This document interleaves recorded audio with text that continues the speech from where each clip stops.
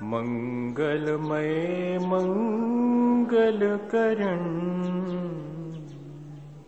वीतराग विज्ञान नमो ताहि जाते भये अरहंतादि महा जो विद्यादि सागर सुधी जो विद्यादि सागर सुधी गुरु हैं हितैषी शुद्धात्म में निरत नित्य हितोपदेशी वे पाप ग्रीष्म ऋतु में जल हैं सयाने पूजूं उनके सतत केवल ज्ञान पाने पूजूं उनके सतत केवल ज्ञान पाने। बोले भगवान महावीर स्वामी के, आचार्य कुंद कुंद स्वामी के, आचार्य गुरुवर विद्यासागर मुनि महाराज के।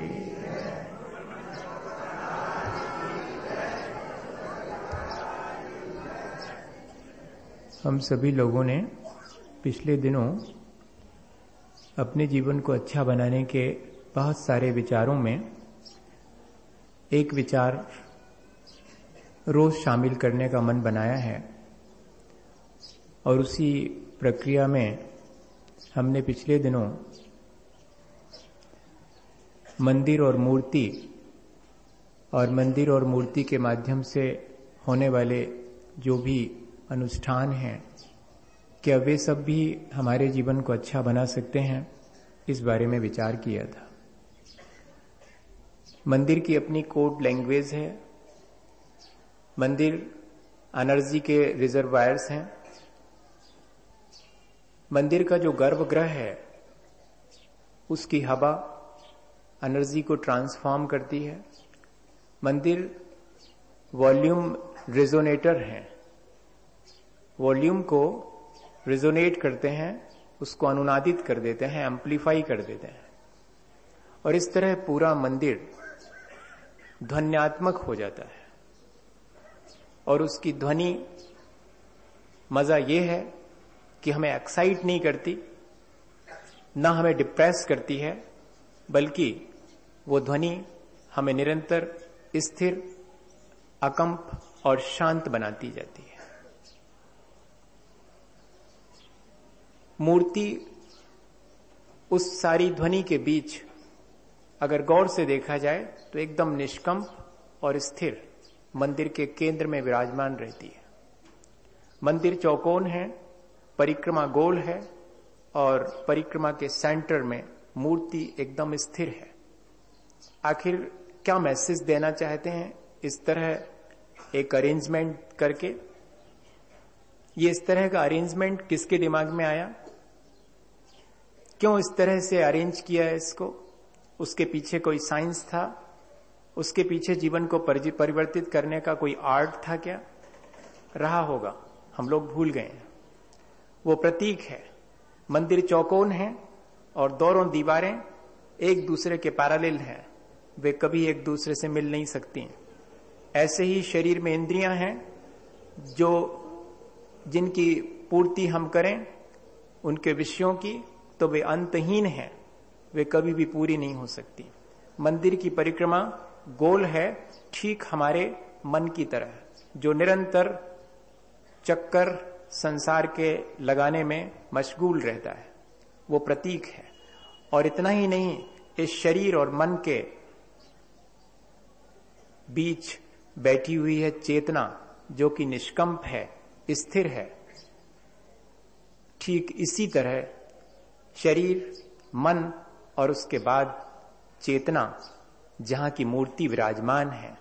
कहीं ऐसा तो नहीं कि मंदिर और परिक्रमा शरीर से पार हो, मन की सीमाएं भी लांघो, तब जाकर के और फिर उस मूर्ति में बैठे हुए मूर्तिमान से साक्षात्कार हो सकेगा। शायद ये प्रक्रिया हमें हमारे आचार्य भगवंत देना चाहते हो, इसलिए ये इस तरह का अरेंजमेंट किया गया। हमें इस कोड लैंग्वेज को समझना चाहिए मंदिर और मूर्ति की। और इतना ही नहीं, वो जो गर्भगृह है उसकी भी अपनी एक महत्ता है। किसी ने परसों के प्रवचन के बाद ये बात पूछी थी कि क्या हम एक मूर्ति को अपने घर में ले जाकर उस पर भी अभिषेक की प्रक्रिया दोहराएं तो क्या वही रिजल्ट्स आएंगे जो कि मंदिर में रखी हुई गर्भगृह के भीतर मूर्ति पर अभिषेक करने पर रिजल्ट्स आते हैं? क्योंकि साइंस हमेशा कोई भी नियम बनाता है तो वो सार्वभौमिक और सार्वकालिक होता है। हाइड्रोजन ऑक्सीजन मिलके अगर पानी लेबोरेटरी में बनता है तो पानी इंडिया में भी बनेगा और अमेरिका में बनेगा और आपके घर में ही बनेगा। ये लेकिन हम भूल जाते हैं कि वो हाइड्रोजन ऑक्सीजन ऐसे नॉर्मल कोर्स में अगर मिक्सअप होगी तो वाटर नहीं बनेगा। उसके कैटलिस्ट चाहिए, उसके लिए एनवायरनमेंट भी चाहिए, उसके लिए जो जो चीजें आवश्यक हैं वे सब जब इकट्ठी होंगी तब हाइड्रोजन ऑक्सीजन मिलकर के वाटर में कन्वर्ट होगी। ठीक यही प्रक्रिया मंदिर के भीतर अभिषेक की है। अभिषेक में नेगेटिव आयंस बनना शुरू होते हैं, H+OH-। पानी की अपनी जो pH वैल्यू है, परसेंटेज ऑफ हाइड्रोजन आयन, उसकी वजह से, क्योंकि जीरो तो होता नहीं है, pH वैल्यू होना तो चाहिए जीरो, लेकिन एसिडिक या अल्कलिक वाटर होता है। एकदम प्योर वाटर तो हमारे पास है नहीं, डिस्टिल्ड वाटर से तो अपन करते नहीं है कि जिसकी pH वैल्यू जीरो। तो इस वजह से जो है कंडक्टिविटी बढ़ती जाती है, कंडेंसिटी बढ़ती चली जाती, विद्युत चालकता और रेजिस्टेंस कम होती है तो आयनाइजेशन होना शुरू होता है। और वो आयंस कब बनते हैं ये ध्यान में रखें, जब ह्यूमिडिटी होती है। और ह्यूमिडिटी के लिए दो चीजें रखी गई हैं, दीपक जलाया गया है और चंदन की गंध रखी गई। लोभान की गंध ह्यूमिडिटी को खत्म कर देगी, इसलिए वो मस्जिद में चल सकती, मंदिर में नहीं चल सकती। गंध का अपना एक साइंस है। चंदन की गंध और साथ में दीपक की रोशनी, अगर आपको आयनाइजेशन करना है तो ये दो चीजें उस जगह होनी जरूरी है। अगर आपने ट्यूबलाइट और लट्टू की रोशनी करी है तो आयनाइजेशन नहीं होगा। ये इस तरह की जब हम सिचुएशन क्रिएट करेंगे तभी आयनाइजेशन होगा। और इतना ही नहीं, जहां पर हमारी श्रद्धा और भावनाएं पवित्र होंगी, वो चीज अब खत्म हो गई। थ्योरी ऑफ रिलेटिविटी से भी आगे आ गई है क्वांटम मैकेनिज्म। और क्वांटम मैकेनिज्म में प्रिंसिपल ऑफ अनसर्टेनिटी ये सिद्धांत डेवलप हो गया है। एक कांच का गिलास चाहे इंडिया में किसी के हाथ से गिरे या विदेश में, अभी तक का नियम यह था कि उसके कितने टुकड़े होना है और कौन सा टुकड़ा किस डायरेक्शन में जाना है, ये सब तय है, रिलेटिव है। लेकिन अब उनका कहना है कि इतने से काम नहीं चलेगा, किसके हाथ से गिरा है और किस वातावरण में गिरा है इस पे भी डिपेंड करता है उसका टूटना और उसका बिखरना और अलग अलग डायरेक्शंस में जाना। ये धीरे धीरे करके साइंस उस तरफ बढ़ रहा है जो अभी तक मटेरियल के बारे में जानता था, अब नॉन मटेरियल के बारे में बढ़ रहा है, चेतना की तरफ बढ़ रहा है। तो ये जो मंदिर का गर्भगृह है वो चेतना का एक बहुत समृद्ध क्षेत्र है, जहां की हमारी भावनाएं पवित्र होती हैं तभी हम प्रवेश करते हैं। जहां हम श्रद्धा से भरे होते हैं तब प्रवेश करते हैं गर्भगृह में। इसलिए वो गर्भगृह सिर्फ एनर्जी का रिसोर्स नहीं है, वो श्रद्धा का भी एक बहुत महत्वपूर्ण क्षेत्र है, वो भावनाओं की पवित्रता का। और इसके लिए अगर हम चाहें तो थोड़ा सा किर्लियन फोटोग्राफी समझ लें। किर्लियन फोटोग्राफी डेवलप हुई थी 1940 में, और उसमें उन्होंने साइंटिस्ट ने, किर्लियन नाम के जो साइंटिस्ट थे, उन्होंने ये तय किया था कि हमारा अपना भाव दशा का भी फोटोग्राफ हम ले सकते हैं। किस व्यक्ति की कैसी मानसिकता है ये फोटोग्राफ से मालूम पड़ जाएगी। हमारे बाहर का फोटोग्राफ तो फोटोग्राफर लेता है, लेकिन किर्लियन फोटोग्राफी हमारे भीतर का, ध्यान रखिए वो एक्सरे नहीं है। एक्सरे हमारे भीतर का फोटो ले लेता है, लेकिन वो एक्सरे से डिफरेंट चीज है, क्रिलियन फोटोग्राफी, जिसमें कि हमारा ऑरा, इलेक्ट्रोडायनेमिक फील्ड जिसको कहते हैं, जो हर एक व्यक्ति की अपनी चेतना का परिचय देता है, वो उसमें फोटोग्राफ आता है। मंदिर के भीतर खड़े होकर के जिस तरह की आपकी चेतना की धारा होगी वो मालूम पड़ जाएगी, और बिल्कुल हटकर के चेतना की धारा होती है। जैसे ही मंदिर में हम प्रवेश करते हैं, फिर हमारा कोई क्रिलियन फोटोग्राफी से फोटोग्राफ लिया जाए तो हमारी चेतना का जो ऑरा है वो बिल्कुल परिवर्तित हो जाता है।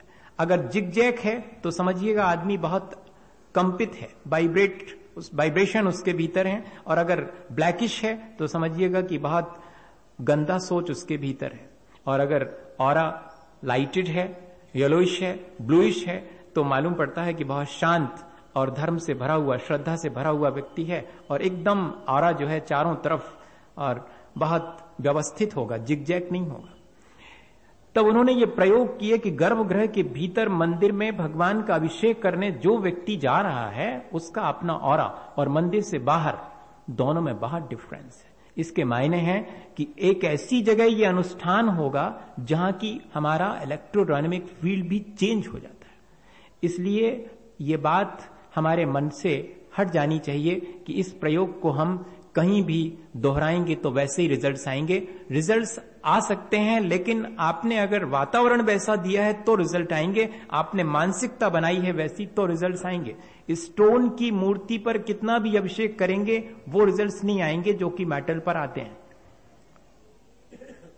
ये सारी चीजें, और बहुत सरल भाषा में समझना हो तो जो चीज हम किचन में करते हैं वो लेट बाथ में नहीं कर सकते। आया आपके समझ में? बहुत अच्छे समझ में आ जाएगा, है कि नहीं? जो अपन किचन में खाना खाते हैं वो और कहीं बैठ के खा सकते हैं क्या? कितना महत्व है क्षेत्र का। इसलिए हमारे मन में अगर ऐसी बात आती है कि क्या हम उसी प्रक्रिया को कहीं भी दोहराएंगे तो क्या वो वैसे ही संपन्न होगी? नहीं हो सकती, अगर उसके लिए हमने एक क्षेत्र नहीं दिया है। टाइमिंग्स वो भी एक फैक्टर है, किस टाइम पर किया जाना चाहिए। अलग अलग टाइम्स में अलग अलग इफेक्ट्स आएंगे, अलग अलग रिजल्ट्स आएंगे। किस तरह का व्यक्ति है ये द्रव्य, और किस तरह की भावना है ये भाव।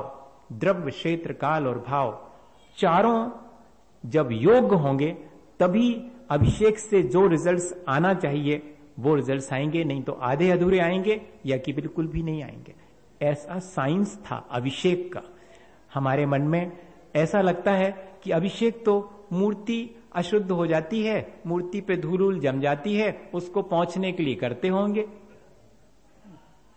कुछ समय यही तेजी से फैला कि मूर्ति पर जमने वाली धूल इत्यादि को हटाने के लिए अभिषेक करते हैं। अभिषेक करना कोई अनिवार्य नहीं है, वो पूजन का कोई अंग नहीं है।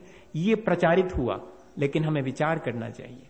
उसी बीच जबकि एक तरफ लोग ऐसा कह रहे हैं, दूसरे तरफ तमिलनाडु की बहनें पैरासाइकोलॉजी वाली, और वो ये प्रयोग कर रही हैं कि वाह कितनी बढ़िया प्रक्रिया इन्होंने, ये कितनी साइंटिफिक प्रक्रिया रखी है अभिषेक की प्रक्रिया। और नंदीश्वर इत्यादि जिनालयों में तो जहां कृत्रिम प्रतिमाएं हैं वहां क्या धूल धक्कड़ है, वहां तो कुछ भी नहीं है, तो वहां तो अभिषेक होने नहीं चाहिए फिर, लेकिन वहां निरंतर अभिषेक होता रहता है। इसके मायने हैं अभिषेक की प्रक्रिया धूल धवांस हटाने के लिए नहीं है। अभिषेक की क्रिया तो अपने मन के राग द्वेष की मलिनता को हटाने के लिए, अपने को परम पद में अभिषिक्त करने के लिए भगवान के ऊपर जल की धारा छोड़ रहे हैं। बोलिए, बताइए। मेरा तो परम औदारिक शरीर नहीं है भगवान, आपका परम औदारिक शरीर है। आपके परम औदारिक शरीर पर जल की धारा छोड़ता हूं तो गंधोदक निकलता है। मैं अपने इस अपवित्र शरीर पर जल की धारा छोड़ूं तो सिवाय गंदे जल के कुछ नहीं निकलने वाला। लेकिन मैं उस गंधोदक से अगर अपने माथे पर लगा लूं तो मेरी पर्याय भी पवित्र हो जाएगी। पावन भई पर्याय मेरी, मैं भयो पूर्ण धनी। मैं इस अभिषेक की प्रक्रिया से अपने मन की मलिनता को, आप तो परम पवित्र हैं, पढ़िए अभिषेक पाठ। आपकी मलिनता को हटाने के लिए मैंने ये अनुष्ठान नहीं किया है। आप तो परम पवित्र हैं, मैंने अपनी मलिनताओं को हटाने के लिए आपके ऊपर जल की धारा छोड़ी। एक और प्रश्न साइड में धीरे से आ जाता है उसके, कि जब मुनि महाराज स्नान नहीं करते, उनके स्नान व्रत होता है, तो देखो तो भगवान कैसे स्नान कर सकते हैं? ऐसा एक लॉजिक था। लेकिन ध्यान रखें, न मुनि महाराज अभिषेक करते हैं, न साक्षात जिनेंद्र भगवान का अभिषेक हो सकता है। ये तो जिन बिंब का अभिषेक है। और पंच परमेष्ठी के अगर बिंब बनाए जाएं, मूर्ति नहीं बनाई जा रही, बिंब, मिरर इमेज, हु बहु वैसा ही, ओरिजिनल नहीं है। लेकिन पंच परमेष्ठी की अगर बिंब बनाए जाएं और उनकी प्रतिष्ठा हो जाए, तब उनके ऊपर जल की धारा छोड़ना यह निषिद्ध नहीं है। मुनि महाराज के ऊपर जल की धारा नहीं छोड़ी जाएगी और साक्षात समोशरण में विराजे हुए जिनेंद्र भगवान के ऊपर भी जल की धारा नहीं छोड़ी जाएगी। इसीलिए तो जबकि सौधर में इंद्र चाहे तो 160 नहीं 170 जगहों पर अगर एक साथ जिनेंद्र भगवान के समोशरण लगे हों 2.5 दीप में, तो सब समोशरण में जाए और वहां दिव्य ध्वनि सुने। लेकिन जब अष्टान का पर्व आता है तो दिव्य ध्वनि छोड़ देता है। वो कहता चलो नंदीश्वर चलेंगे, ठाट बाट से भगवान का अभिषेक करेंगे। अरे साक्षात जिनेंद्र भगवान के चरणों में जाकर के बैठते ज्यादा लाभ मिलता। कहते नहीं, जिन बिंब के दर्शन से मुझे सम्यक दर्शन हो सकता है, जिनेंद्र भगवान के दर्शन अकेले से नहीं हो सकता। समोशरण में बैठे हुए साक्षात जिनेंद्र भगवान के दर्शन से लिखा हो सम्यक दर्शन नहीं, जिन बिंब दंशनी न, जिनेंद्र भगवान के बिंब के दर्शन करने से और सम्यक दर्शन की प्राप्ति हो जाती है। जिन बिंब पर अभिषेक और जिन बिंब की पूजा अत्यंत महत्वपूर्ण प्रक्रिया है। हमारे हाथ में ये बहुत बड़े आध्यात्मिक प्रयोग हैं अपने जीवन को बहुत ऊंचा उठाने के लिए। इसलिए हम इनका लाभ लें। हमने पिछले दिनों इसीलिए इस विचार को अपने मन में बनाया है कि हम समझ लें कि हम जो कुछ कर रहे हैं उसमें हमें कितना और परिवर्तन करके उसके पॉजिटिव इफेक्ट्स ज्यादा से ज्यादा लेना चाहिए। ये हमने सोच करके इस प्रक्रिया को समझा है। हम इसके लाभ लेंगे। ये हम विचार करें कि हमें कैसे लाभ लेना है, और वर्ष में एक बार लेना है, महीने में एक बार लेना है, 15 दिन में एक बार लेना है, या रोज रोज ऐसा लाभ लेना है, ये हमारे ऊपर निर्भर करता है। लेकिन हम चाहें तो फ्री हैं हम कि जिस दिन भी हम चाहें इस प्रयोग को दोहरा सकते हैं भगवान के सम्मुख जाकर के, और जो प्रक्रिया है उस अभिषेक की प्रक्रिया से अपने जीवन को लाभान्वित कर सकते हैं भगवान के सामने। इसके बाद जब अभिषेक हो चुकता है तब भगवान के सामने हम उनके गुणगान करते हुए कुछ ना कुछ द्रव्य भेंट करते हैं, चढ़ाते हैं, अपने लोभ का विसर्जन करते हैं। श्रावक के जीवन में सबसे ज्यादा अगर कोई चीज उसे पीड़ा देने वाली है तो उसका अपना लोभ है। जितना जितना श्रावक के जीवन में संतोष आता चला जाता है, जितना जितना वो निर्लोभ होता चला जाता है, उसका जीवन उतना ही पवित्र होता है। इसलिए पवित्रता के लिए यह प्रक्रिया रखी गई कि किसी तरह से तो अपने लोभ को हटाओ। हमारा अहंकार इतना अधिक है मनुष्य जीवन का कि वो कहीं झुकना नहीं चाहता, तो हमने इसलिए एक प्रक्रिया रखी कि झुको। ये मंदिर है, ये भगवान है, ये उनका बिंब है, यहां झुको। और इतना ही नहीं, अपने लोभ को छोड़ो, अपने मान को भी छोड़ो। मनुष्य मान के साथ पैदा होता है, देव लोग लोभ के साथ पैदा होते हैं, नारकी क्रोध के साथ पैदा होते हैं, तिरंच मायाचारी के साथ पैदा होते हैं। चारों कषाएं चायों ने बांट ली हैं, मनुष्य के हाथ में मान कषाय आई है। सो पूरे जीवन उसी अहंकार से और फूला फूला यहां से वहां घूमता रहता है। अब उसके लिए क्या करें, कैसे उसके जीवन को निर्मल बनाएं? तो आचार्य भगवंत उस पर कृपा करके कहते हैं कि एक जगह बनाई हमने तुम्हारे लिए, वहां झुको, गुणगान करो। जिंदगी भर अपने कानों से अपने ही गुणगान सुनना पसंद किया है, अब दूसरे का गुणगान भी अपने कानों से सुनो, और अपने मुख से अपनी ही प्रशंसा करी है, अब दूसरे की करो। भगवान की प्रशंसा करो अपने मुख से और कानों से, भगवान की प्रशंसा सुनो। छोड़ो अपनी प्रशंसा करने और अपनी प्रशंसा सुनने का ये जो रोग है, वो थोड़ी देर को तो छोड़ो, आधे घंटे, ताकि मन निर्मल हो। ये प्रक्रिया रखी उस समय। और इतना ही नहीं कि खाली हाथ जोड़ करके और गुणगान करने लगे, सुनने लगे, नहीं, जो लोभ है तुम्हारे भीतर सामग्री को जोड़ जोड़ के रखने का, अब चढ़ाओ भगवान के सामने ला करके, विसर्जित करो कि ये सब निस्सार है, मुझे चाहिए जो मेरे लिए सारभूत है। इसलिए 8 द्रव्य अनादिकाल से चले आ रहे हैं, अनादिकाल से, अभी नए नए शुरू नहीं हुए हैं। कोई ये सोचे कि हाँ, ऐसा भी आता है कि ये द्रव्य तो 8 अभी अभी शुरू हुए, पहले तो 1-2 द्रव्य से ही पूजा होती थी, पुष्पों से पूजा होती थी, या कि हीरे जवाहरात और रत्नों से पूजा होती थी, कहाँ होती थी इस तरह। ये अपनी अपनी सोच है, लेकिन वास्तविकता क्या है? वास्तविकता तो भरत चक्रवर्ती ने सबसे पहले ऋषभदेव भगवान की अष्टद्रव्य से पूजा करी थी। दिव्येन गंधेन, दिव्येन पुष्पेन, दिव्येन दुव्येन, दिव्येन वासेन, दिव्येन चुन्नीन, दिव्येन नानेन, इन सब द्रव्य पदार्थों से जो है। और भगवान ऋषभदेव की अगर हम देखें तो इस युग के आदि में भरत चक्रवर्ती ने पूजा करी थी, वे ही 8 द्रव्य। और इतना ही नहीं, अकृत्रिम जिनालयों में भी रत्न दीपक, और इतना ही नहीं, नंदीश्वर दीप में बड़े बड़े धूपदान बने हुए हैं जिसमें देव एक साथ धूप खेते हैं। सब चीजें वहां पर जो 8 मंगल द्रव्य हैं, पूजा के 8 द्रव्य हैं, वो सब जैसे अकृत्रिम जिनालयों में प्रयोग में आते हैं, वैसे ही हमने भी यहां पर तत्थ संतायम अहम अभी यह संतो, ठीक जैसे वहां कृत्रिम जिनालयों में अष्ट द्रव्य और मंगल द्रव्यों से पूजा इत्यादि होती, सो उसी परंपरा से मैं भी यहां करता हूं। ऐसा विचार करके अपन यहां अष्ट द्रव्य से पूजा करते हैं। और 8 द्रव्यों के बारे में अगर अपन थोड़ा सा विचार करें तो बहुत महत्वपूर्ण है। लेकिन वो जो 8 द्रव्य हैं उन सबको हम एक एक करके समझें और उनसे कोई मैसेज लें। वहां हमारी भावनाएं महत्वपूर्ण हैं। जो भी हमने द्रव्य चुने हैं वो इतने अधिक हमारी भावना से जुड़े हुए हैं कि देख करके बड़ा आश्चर्य होता है कि किस तरह ये द्रव्य चुने गए होंगे। एक एक द्रव्य के बारे में तो कल समझेंगे, लेकिन क्यों ऐसे द्रव्य चुने गए, क्यों ये चीज करी गई, इस पे अपन थोड़ा सा आज विचार कर लें। मंदिर की जो भी चीजें हैं उनके साथ हमें जोड़ दिया जाता है ताकि वे हमारे मन को पवित्र कर सकें। चीजें भी हमारे मन को पवित्र करती हैं। मंदिर की माला और घर की माला में दोनों में बहुत फर्क है। मंदिर की माला हाथ में आती है तो भाव कुछ और बनते हैं। क्या चीज है ये? इसके मायने हैं कि चीजें भी हमें प्रभावित करती हैं।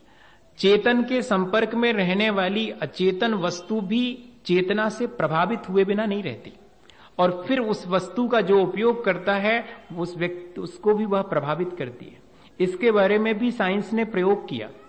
कंसंट्रेशन के साथ एक मेटल पीस को और खिसका सकती है वो साइंटिस्ट, लेडी साइंटिस्ट हैं, खिसका भी सकती हैं वो अपने तरफ और पीछे हटा सकती हैं। और इतना ही नहीं, अपनी पूरी एनर्जी उस मेटल पीस में डाल करके उस मेटल पीस को अगर एक कमरे में रख दिया जाए और उसमें इस तरह की पॉजिटिव एनर्जी दी गई है कि आप वहां जाएंगे तो आपको ठहरने का मन होगा, और नेगेटिव एनर्जी दी गई है अगर तो आप वहां जाएंगे तो हेजिटेट होंगे और आपको बाहर आने का मन होगा। वो एक मेटल पीस है ऑर्डिनरी, जिसपे की चेतना ने अपना प्रभाव डाल करके उसे इस योग बना दिया कि उसके इफेक्ट होना शुरू हो गए।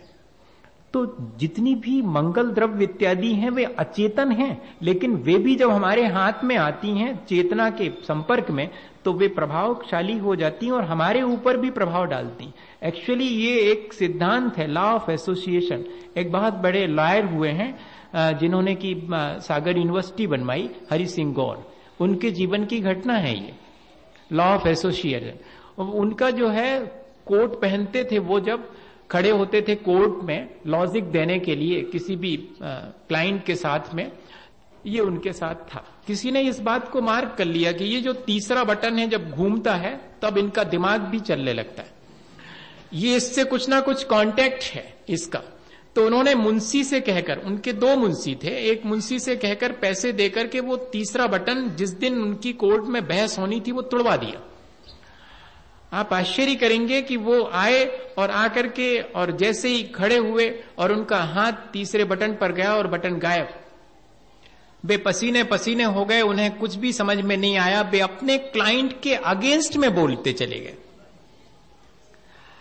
और ये प्रक्रिया 15-20 मिनट चली। उतने में दूसरे वाले मुंशी ने देखा कि मामला बिगड़ता चला जा रहा है। वो फौरन गया वापस गाड़ी से और दूसरा कोट लेके आया और कहा प्लीज जस्ट वेट, ठहरिए थोड़ा सा।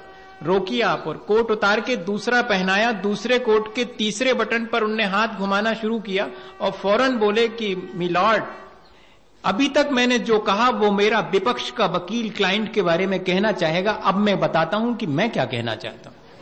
और अपने ही अगेंस्ट में सारे आर्गू देकर के उन्होंने सारे केस को चेंज कर दिया। ये कहलाता लॉ ऑफ एसोसिएशन। इतना अचेतन चीजों से हम जुड़ जाते हैं। जब हम चावल चढ़ाएं और घर में हमें चावल देखने में आ जाएं तो ध्यान आ जाए कि यही अक्षत जो चढ़ाए थे। जब हम मंदिर में पुष्प चढ़ा के जाएं और जहां जहां फूल दिखाई पड़े वहां ध्यान आ जाए कि इसी को तो चढ़ाया था। जहां कहीं दीप जलता हुआ दिखाई पड़े और फौरन ध्यान आ जाए कि ये केवल ज्ञान की ज्योति का प्रतीक है ये दीप। ये लॉ ऑफ एसोसिएशन सारे दिन वो 8 चीजें सारे दिन मन के अंदर घूमती रहें और जहां दिखाई पड़ जावे वहां पर हम पुनः एक बार मंदिर लौट जाएं, वहीं भावों से मंदिर लौट जाएं। शायद इस बात के लिए हमें उन चीजों से जोड़ दिया, उनकी निस्सारता भी और उनके माध्यम से मंदिर की स्मृति भी, दोनों चीजें हमें इस प्रक्रिया में दी गई हैं। ये सामान्य सी प्रक्रिया नहीं है कि हम कुछ भी नहीं चढ़ाएं, हाथ जोड़ के पूजा कर लें, क्या फर्क पड़ने वाला है, 1-2 चीजें चढ़ा लेंगे। ठीक है, आपके पास नहीं है सुविधा तो वो बात अलग है, एक्सेप्शन में भी पॉसिबल। लेकिन राजमार्ग तो वास्तविकता तो ये है कि 8 द्रव्य रखे गए तो क्यों रखे गए। हमारे एक पंडित जी हुआ करते थे, अब नहीं रहे वो। हम जब मंदिर में पूजा करने जाते थे तो हम देखते थे कि वो अपनी द्रव्य खुद लेके आते हैं और अपने हाथ से मंदिर के जल से उसको धो करके वे उससे पूजा करते थे। कभी उन्होंने दूसरे की हेल्प नहीं ली अपनी द्रव्य धोने के लिए। वृद्ध हो गए थे 75 साल के, लेकिन फिर भी आ जाते थे अपनी द्रव्य लेकर के और धोएंगे मंदिर के पानी से और पूजा करें। एक दिन मैं अपनी पूजा करके लौट रहा था, उन्होंने मेरे से कहा कि ए भैया इधर आओ। हम पहुंच गए, हमारी जी द्रव्य धो दो। हमने कहा सौभाग्य, हमने तो अभी तक नहीं देखा कि आप किसी से धुलवाएं और आपने मुझे इस योग्य समझा। वैसे अगर आज किसी से कहें तो वो कहेगा इतनी फुर्सत नहीं है, कहां का काम सौंप रहे हैं मुझे, मैं तब इतना बड़ा व्यक्ति और द्रव्य धोऊं, वो तो पुजारी का काम है। ऐसा मन में आ सकता है, नहीं आए बहुत अच्छी बात है, अगर आ जाता है तो सुधारना चाहिए। तो नहीं आया, मन में यही भाव आया कि मेरा सौभाग्य, मैं 5 मिनट बाद घर चले जाऊंगा, क्या फर्क पड़ने वाला, धो देता हूं। मैं धोने लगा द्रव्य उनके, तो उसमें मुझे ना कहीं कोई बादाम दिखाई पड़ी, ना कहीं कोई सुपारी थी। मैंने कहा इन्होंने फल तो रखे ही नहीं। तो मैंने पंडित जी से कहा कि पंडित जी फल तो है नहीं इसमें, मैं मंदिर में से रख दूं। नहीं होंगे उसमें। हमने कहा इतने बुजुर्ग हैं, अब इनको अपन क्या कहें कि बार बार की नहीं है। फिर भी मेरे मन में एक बार और आया, मैंने कहा नहीं पंडित जी है नहीं उसमें, आप भूल गए आज उसमें। कहने लगा भैया उसमें किसमिस नहीं है। किसमिस समझते हैं आप, छोटी दाख है ना, तो किसमिस नहीं है। हमने कहा नहीं किसमिस तो है उसमें। कहले भैया हमारे यही फल हैं। हमने कहा वाह पंडित जी, आप फल की जगह इनको क्यों चढ़ाते हैं। बोले भैया हमें तो किसमिस जैसे ही बाहर भीतर मुलायम बनना है, हम तो किसमिस से ही चढ़ाते। अब बताइए आप, हम किस तरह से द्रव्य से अपने परिणामों को जोड़ सकते हैं और अपने परिणामों को निर्मल कर सकते हैं। द्रव्य महत्वपूर्ण इसलिए हो जाती है क्योंकि उसके साथ अचेतन होने के बावजूद भी हमारी चेतना जुड़ जाती है और हमारी चेतना को वो विशुद्ध करने में मदद करती है। भैया इतनी बढ़िया बढ़िया चीजें अपन लोगों के लिए परंपरा से मिली हुई हैं। बस सिर्फ इतना है कि अपने को तैयार होना है, अपने को इस बात के लिए तैयार करना है अपने मन को कि इन सब चीजों को ठीक ठीक समझकर इनके लाभ ले सके।